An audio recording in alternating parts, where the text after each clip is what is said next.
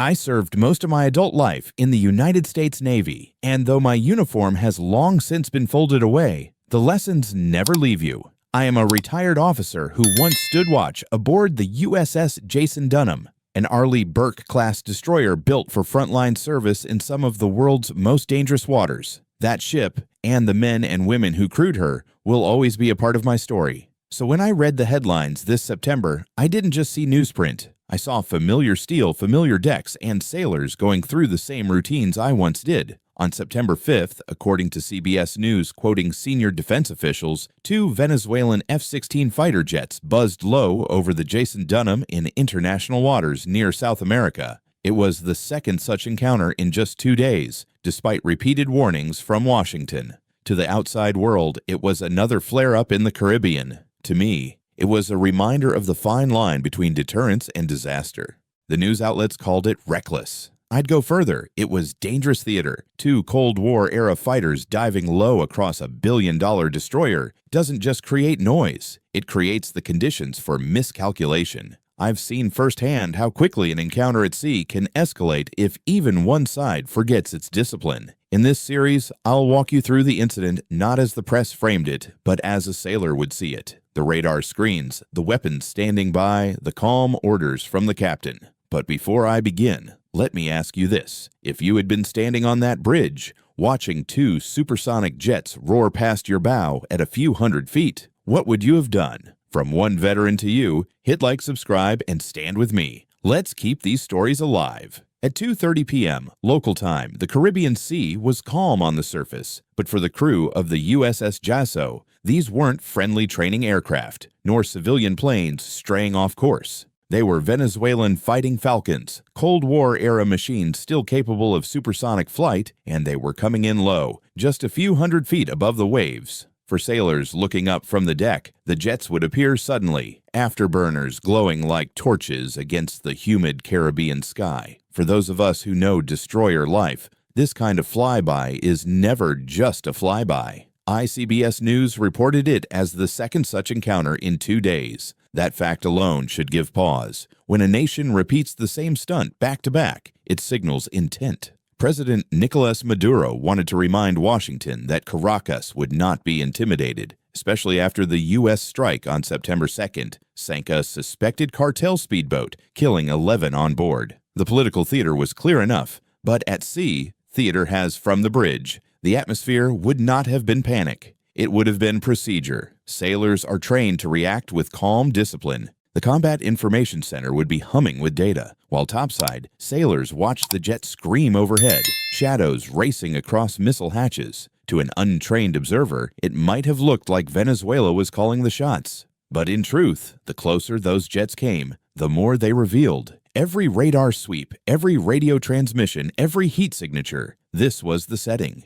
2 F-16s roaring low, a billion-dollar destroyer holding course, and a region simmering with tension. One thing the public often misunderstands about these encounters is how the U.S. Navy reacts. Hollywood might show sailors scrambling, alarms blaring, or missiles armed at the first sign of danger. Reality is different. On a destroyer like the Jason Dunham, the key word is discipline. When 2 Venezuelan F-16s come roaring in, the first instinct is not to panic, but to follow standard operating procedure. The bridge crew acknowledges the incoming aircraft, the Combat Information Center updates the tactical display, and the captain issues the calm order that every sailor recognizes. Maintain course. Maintain readiness. Do not escalate. That phrase carries enormous weight because it tells the crew that the ship is prepared but not provoked. Behind the calm exterior lies a layered defense system ready to respond within seconds if the situation crosses the line. The vertical launch system houses SM-2 surface-to-air missiles capable of engaging threats dozens of miles away. The RIM-162 Sea Sparrow missiles provide a closer shield against incoming aircraft or missiles, and if all else fails, the Phalanx CIWS, what sailors call Sea Whiz, stands as the last line, a radar-guided Gatling gun that can shred a target in seconds. For the sailors at their stations, these systems are not abstract hardware, they're daily drills, muscle memory practiced until reaction becomes second nature. If those F-16s had locked radar or shown hostile intent, the destroyer could have neutralized them almost instantly. But neutralization is never the goal. The goal is to demonstrate control. A U.S. warship in international waters has every right to be there, and by staying steady, the Jason Dunham reminds both adversaries and allies that the Navy does not rattle easily. That's the heart of procedure. Calm on the outside, steel underneath. From Caracas, the picture looked different. President Nicolas Maduro needed to project strength after the September 2nd U.S. strike that destroyed a suspected cartel-run speedboat and left 11 dead. To his domestic audience, the flyovers were meant to send a bold message.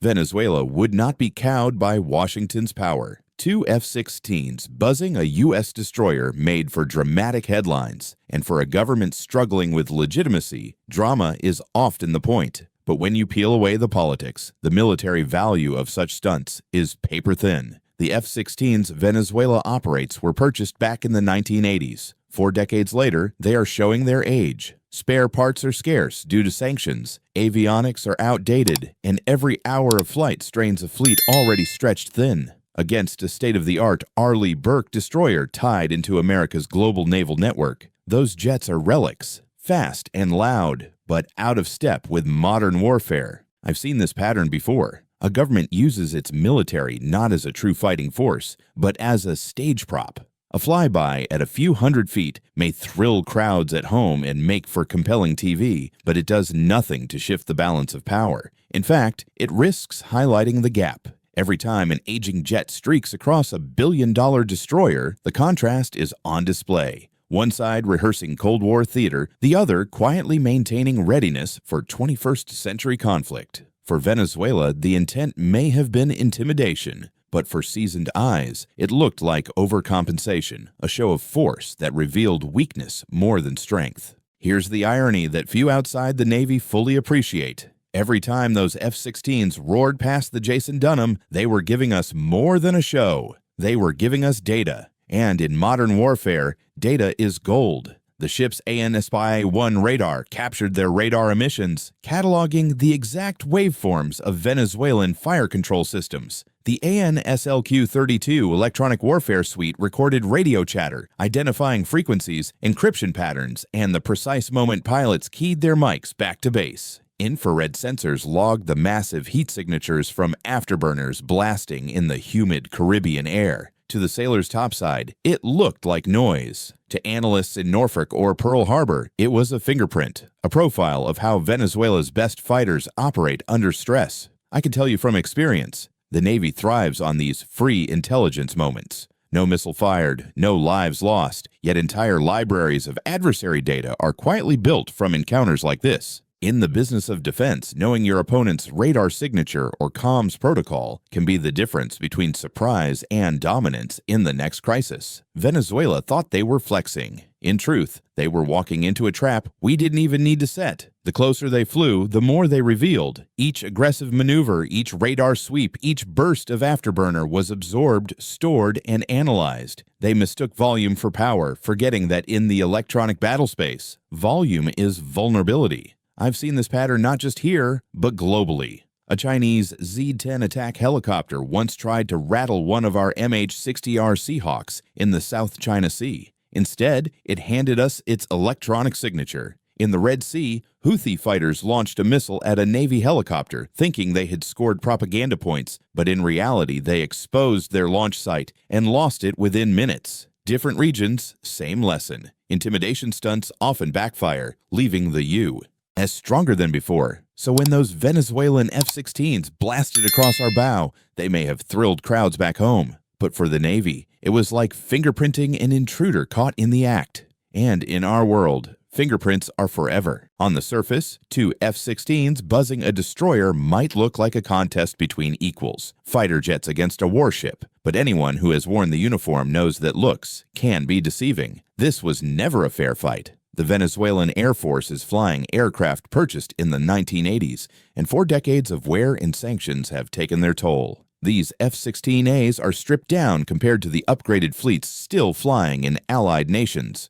Their radars are outdated, their missiles limited, and their supply chain fragile. Every sortie is a gamble with maintenance. Now set that against an Arleigh Burke-class destroyer like the Jason Dunham. She isn't just a single ship on the horizon, she's a node in a vast network. Her AN/SPY-1 radar can track hundreds of targets simultaneously. Her weapons suite, from SM-2s to Sea Sparrows to Phalanx CIWS, is backed by satellite feeds, P-8 patrol aircraft, and drones overhead. And most important of all, she rarely sails alone. Carrier strike groups and amphibious ready groups patrol the Caribbean with her. What looks isolated is, in truth, integrated into one of the most formidable naval systems on Earth. I say this because it's critical to understand the imbalance. Venezuela can send 2 jets screaming low to make noise, but they cannot sustain a fight. They lack modern long-range missiles, stealth technology, and the logistics to keep pressure on an American task force. The Jason Dunham could defend herself and call in reinforcements within minutes. From the outside, the flyby looked like defiance.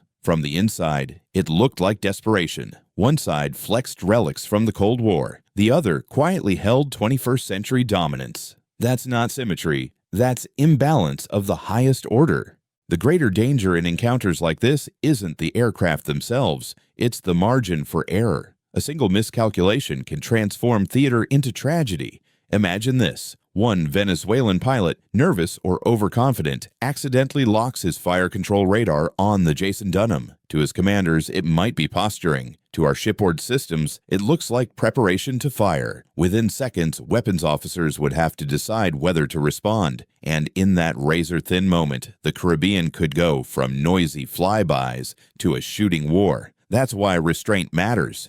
In the Navy, we used to say, restraint is power. It's not about showing weakness. It's about controlling the escalation ladder. The captain's decision to hold steady, to avoid pulling the trigger unless there is unmistakable hostile intent, is what prevents sparks from becoming wildfires. But make no mistake, restraint is not inaction.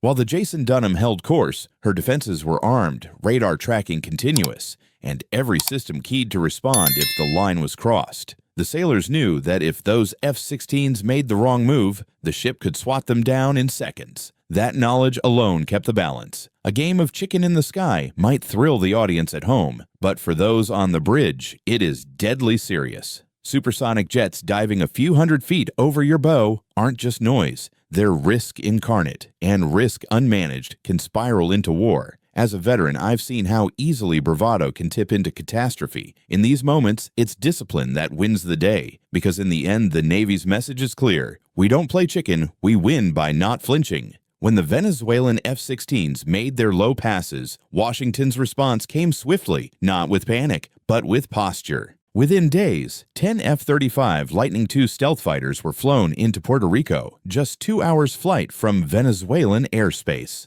To those of us who know the balance of power, that deployment spoke louder than any press release. It was America's way of saying, if Caracas wants to gamble in the skies, the stakes just went up. And the Jason Dunham was never truly alone.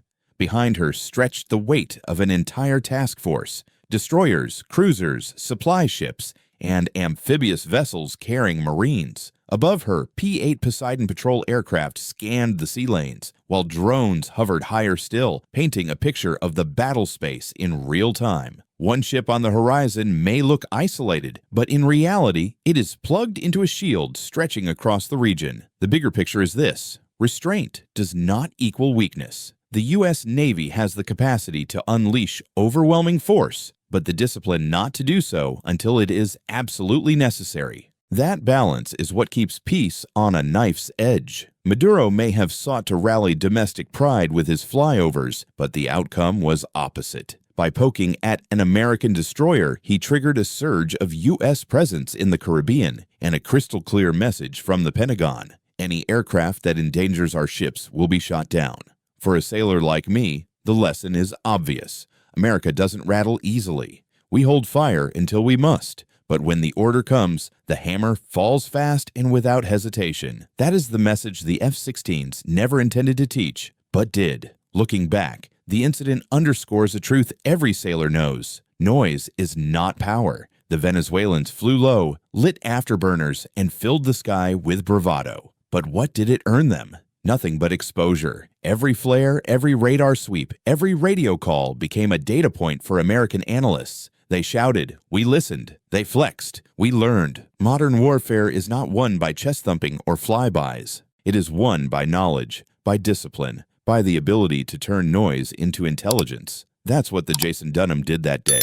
She stayed calm, logged the data, and handed Washington a strategic advantage without firing a shot. For me, as a retired officer, the lesson is simple. The side that makes the most noise often gives away the most secrets. And in naval warfare, secrets are far more valuable than sound. Standing back now, as a retired officer, I see the September 5th flyover for what it truly was. Not a show of dominance, but a case study in overconfidence. 2 F-16s from the 1980s streaked across the bow of a billion-dollar destroyer, and in doing so, handed the U.S. Navy a library of intelligence. They thought they rattled our cage. In reality, they rattled their own. For the sailors aboard the Jason Dunham, it became just another entry in the ship's log. But for analysts and commanders, it was gold. Radar fingerprints, comms protocols, thermal trails, all priceless insights gathered without firing a shot. The lesson endures. Restraint is not weakness. Discipline is not hesitation. In naval warfare, the calmest side usually wins. And that day in the Caribbean, the United States Navy walked away stronger, steadier, and absolutely unshaken. From one veteran to all of you, thank you for standing watch with me today. God bless you and your families. Stay strong, and be sure to join me again for the next mission. Your support keeps these stories alive.